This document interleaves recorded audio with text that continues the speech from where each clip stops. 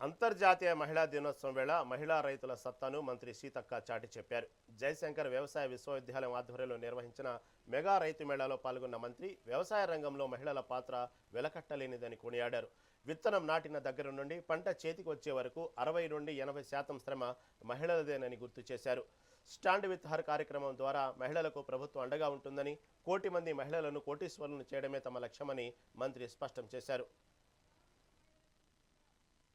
సమితి ఒక థీమ్ ప్రకటించింది.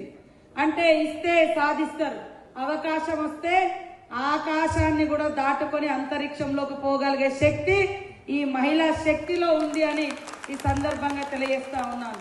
మరొక దిక్కు అగ్రికల్చర్ సంబంధించి కూడా ఈసారి ఐక్యరాజ్య సమితి ద్వారా మహిళలు, శ్రామిక మహిళల గురించి కూడా డిస్కస్ చేస్తా ఉన్నారు.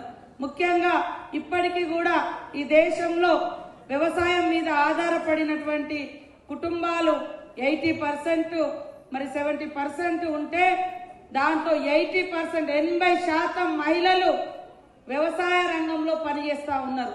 ఇక్కడికి వచ్చిన మా అక్క చెల్లెలు, అమ్మలందరూ మహిళా గ్రూపులలో ఉన్నా పొద్దున్నే పోయేది వ్యవసాయ పనులకే ఎక్కువ పోతా ఉంటారు.